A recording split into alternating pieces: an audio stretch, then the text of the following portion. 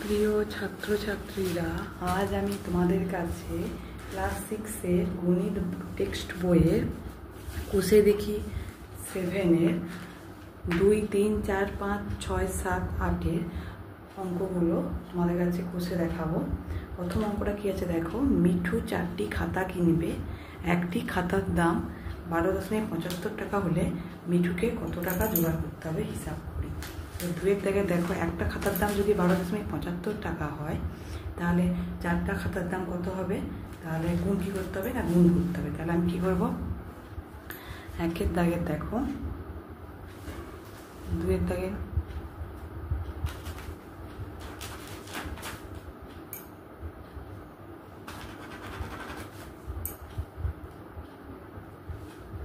কি আছে দেখো, 12.75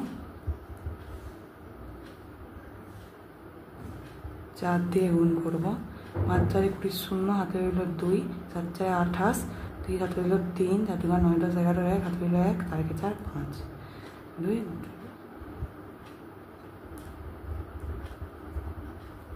কি দেখবো না, মিঠুকে কত টাকা জোগাড় করতে হবে। যেহেতু এগুলো ভাষার অঙ্ক আছে তাই আমাদেরকে ভাষার অঙ্ক ভাষায় কথায় লিখতে হবে, না হলে কিন্তু নাম্বার কেটে নিতে পারে পরীক্ষার সময়। মিঠুকে 51.00 টাকা জোগাড় করতে হবে।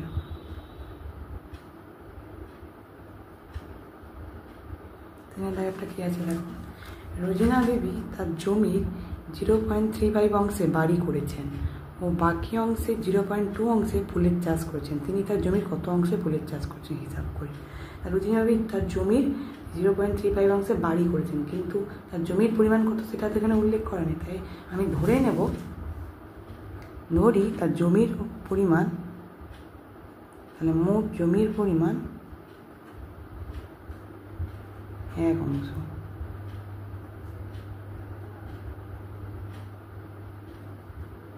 তাহলে মোট জমি কি বলছে, মোট জমির কত 0.35 অংশে বাড়ি করেছেন।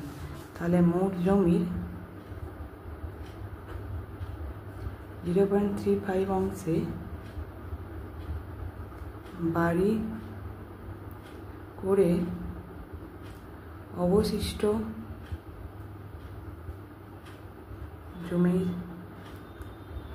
পরিমাণ সমান 1 মাইনাস, মানে মোট জমি থেকে যতটা বাড়ি করেছে সেটা বিয়োগ করতে হবে 1 বিযুক্ত 0.35 অংশ। তাহলে তোমাদেরকে আমি বিয়োগটা দেখাবো। তাহলে 1, এখানে প্রথমে 0.35 লিখে দেবো আর উপরে 1 লিখছি। তাহলে বিয়োগের সুবিধার জন্য দশমিক দিয়ে পরে দুটো দিয়ে দেবো, যাতে বিয়োগ করতে সুবিধা হয়। 10, 5, 9, 6, 7, 8, 9, 6.0, 0.65 অংশ। ঠিক আছে, এবার কি বলছে না, বাকি অংশে 0.2 অংশে ফুলের চাষ করেছেন। তাহলে তিনি তার জমির কত অংশে ফুল চাষ করেছেন, তাহলে তিনি তার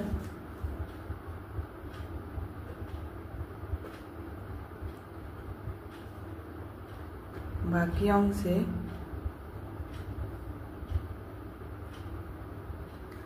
ফুলের চাষ করেছেন সমান 0.65 গুণিতক 0.2। তাহলে 0.65 আর 0.2 আমি এবং গুণেরও সুবিধার জন্য গুণ করতে যাতে সুবিধা হবে, যাতে না ভুল হয়, তখন পাশে একটা শূন্য বসিয়ে দিয়েছি। 0 5 0 0 6 0 0 0 0 5 10 17 12 13 3 হাতে রইল 1 0 5 0 0 6 0 0 0 0। এখানে দেখো দশমিকে, এখানে সংখ্যা ডান দিক দিয়ে দেখো, সংখ্যার পরে দুটো সংখ্যার পরে দশমিক আছে আর নিচেরটা দুটো সংখ্যার পরে দশমিক আছে। তাহলে দুটো কত হলো না, মোট 4টে সংখ্যার পর দশমিক আছে। এর উপরে দুটো, এই উপরে দুটো, কটা হলো 4টে সংখ্যার পর দশমিক আছে। তাই ডান দিক থেকে 4টে সংখ্যার পর দশমিক বসাবো, 1 2 3 4। তাহলে 0.1300 অংশ। এই পিছনের শূন্যগুলো তুমি লিখতে পারো, আবার নাও লিখতে পারো। কি বলছে দেখো, আমার কাছে 150 টাকা আছে, আমার টাকার 0.3 অংশ দিয়ে খাতা কিনলাম।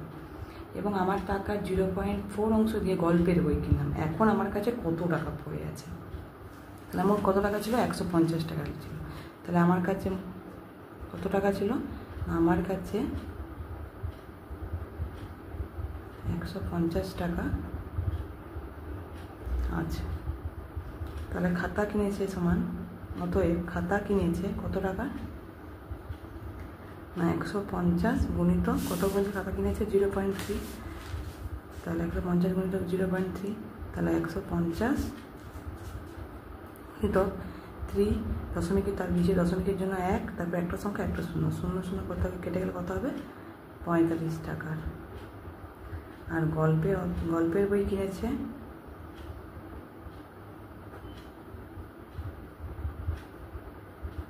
150 গুণিত কত টাকা গল্পের বই কিনেছে না 0.4 অংশ দিয়ে গল্পের বই কিনেছে 0.4, তাহলে 150 গুণিত 4/10, 15,60 টাকা। তাহলে এবার কত টাকা পড়ে আছে জিজ্ঞাসা করছে। তাহলে মোট বই কিনেছে সমান কত টাকার মোট বই কিনেছে 45 যুক্ত খাতা কিনেছে 45 টাকা, আর গল্পের বই কিনেছে 60 টাকা, এত টাকা। তাহলে কত হলো 105 টাকার মোট বই কিনেছে। তাহলে অতএব কি চাইছে এখন আমার কাছে কত টাকা পড়ে আছে? তাহলে এখন আমার কাছে পড়ে আছে, তাহলে এখন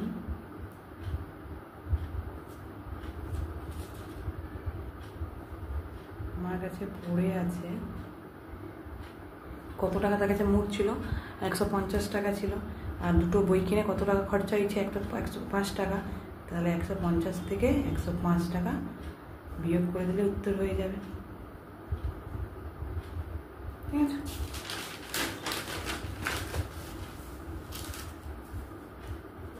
তারপর 6 কি আছে? আলিসার দাদা, সরি আজ 5টা হবে এটা। আজ আমরা মোটর গাড়িতে 94.5 কিমি পথ যাবো। 1 কিলোমিটার যেতে ওই মোটর গাড়ি 0.078 লিটার পেট্রোল খরচা হয়। হিসাব করে দেখি আমাদের মোট কত লিটার পেট্রোল দরকার। তাহলে 1 কিলোমিটার যেতে কত খরচা হয় না 1 কিলোমিটার যেতে মোটর গাড়ির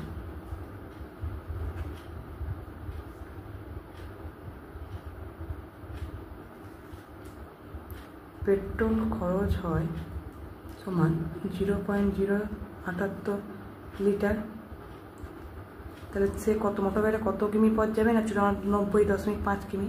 তাহলে 94.5 কিমি যেতে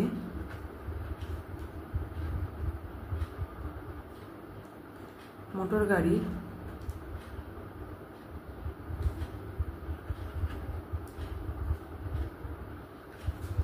পেট্রোল খরচ হবে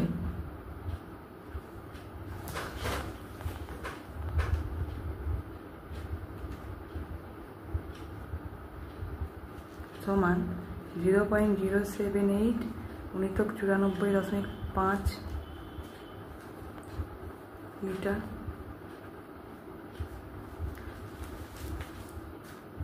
তাই তোমাদের গুণটা করেই দেখাবো। তাহলে 0.078 94.5, এখানে কিছু নেই মানে 0 0 বসিয়ে দেবো। 0 8 0 0 7 0 0 0 0 0 0 0 0 8 0 0 7 0 0 0 0 0 0 0 5 আসছে 40, 5 0 8 4 7 35 36 37 38 39 9 হাতে হলো 3 5 0 0 4 8 8 4 8 4 8 32 2 হাতে হলো 3 7 28 29 31 32 2 হাতে হলো 3 3 0 9 8 72 2 হাতে রইল 7 9 7 63 64 65 66 67 68 69 70 0 রইল 7 7 9 0 0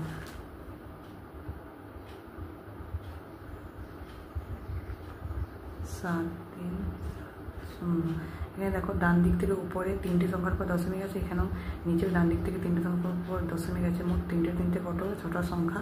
তাহলে আমি ডান দিক থেকে 6টা সংখ্যার পর দশমিক বসাবো 1 2 3 4 5 6 দশমিক 7 7.379000 মিটার। তারপরেরটা আমি দেখব পরের কোশ্চেনটা কী আছে আমাকে পড়ব।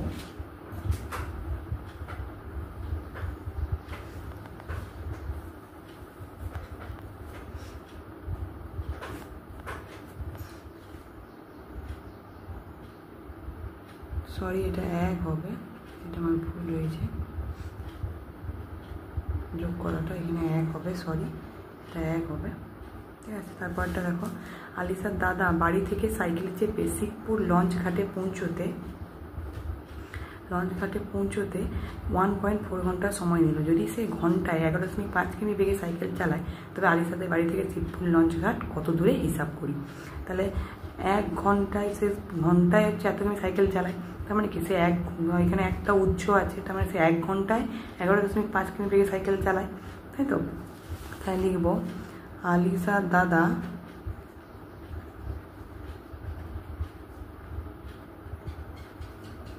সাইকেলে চেপে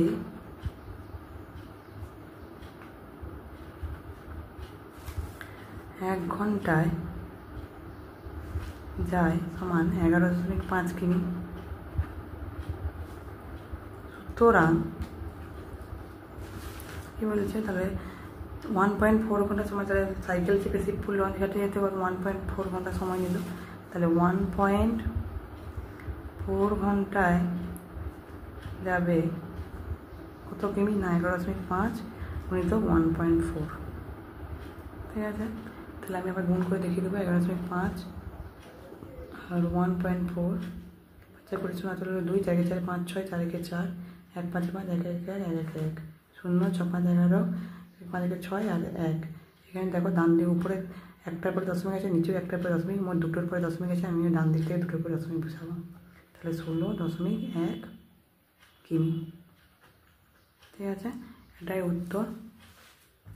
তারপরে দেখো 7এরটা কি আছে, মা আমাকে 2.5 কিগ্রা 2.5 কিগ্রা ডাল কিনে আনতে বললেন। 1 কিগ্রা ডালের দাম 62.50 টাকা হলে কত টাকা নিয়ে দোকানে যাব। তাহলে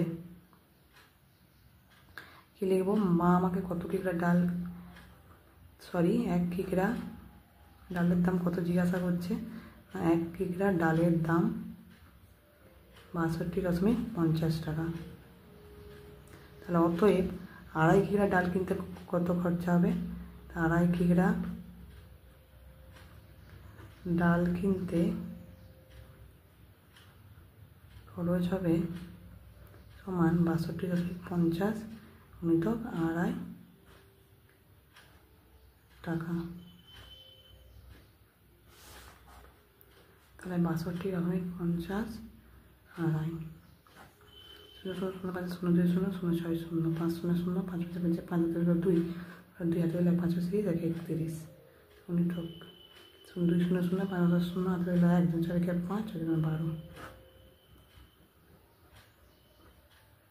এর উপরে ডান দিক থেকে দুটোর পরে দশমিক আছে, নিচেও ডান দিক থেকে দুটোর পরে দশমিক আছে, মোট দুটো, এই দুটো আর এই দুটো মিলে মোট 4টের পরে যদি দশমিক আছে, তাহলে আমি ডান দিক থেকে 4টের পরে দশমিক বসাবো, 1 2 3 4। তাহলে 156.25 টাকা। তোমরা চাইলে 0 লিখতে পারো, না লিখতেও পারো, ঠিক আছে। তারপরে কত জায়গায় একটি সমবাহু ত্রিভুজের পরিসীমা 14.4 কিমি।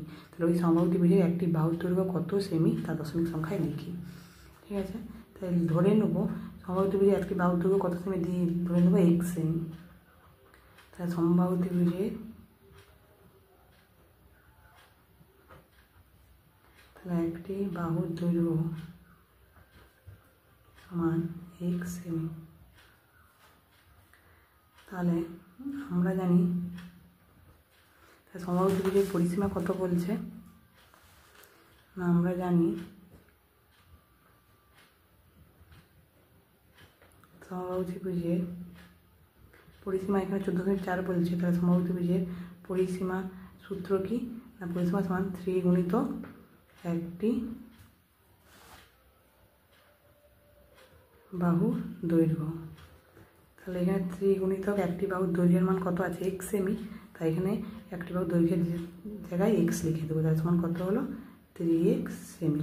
ঠিক আছে, তাহলে এবার শর্তানুসারে 3x সমান সমত্রিভুজের পরিসীমা করা হয় 14.4 সেমি, তাহলে 14.4 বা x সমান, তাহলে এটা এর সঙ্গে গুণে আছে, সমান এর পাশে আসলে কী হবে ভাগে হবে, তাহলে 3, তাই তো। তাহলে আমি ডাইরেক্ট ভাগ করে দেবো, তোমরা চাইলে দশমিক দিয়ে, তোমাদেরকে আমি 2 নিয়মে শিখিয়ে দেবো, তোমরা যদি চাও 3 দিয়ে এরকম ভাগ করে নিতে পারো আলাদা করে। 3 3 4 3 12, তারপর বিয়োগ করলে 2 হবে, দশমিকটা এখানে উঠিয়ে দিয়ে এখানে 4 করলে 3 আসছে 24, 4.8 এরকমও তোমরা করতে পারো। বা আরেকটাও করতে পারো যে 14.4 বাই 3 গুণিতক দশমিকের জন্য 10, নিচে 1, তারপর একটা সময় একটা 10, তাহলে 3 4 8। এবার 4 8 বাই 10 সমান কত, যেহেতু একটা শূন্য আছে তাই একটা সংখ্যা আছে দশমিক বসবে, এরকম করলেও হবে। দুটো পদ্ধতি করে দেখিয়ে দিলাম তোমাদের কাছে, এরকমভাবে কাটাকাটি করলেও হবে, এরকমভাবে কাটাকাটি করলেও হবে, তোমাদের যেটা ইচ্ছা তোমরা সেটা করতে পারো।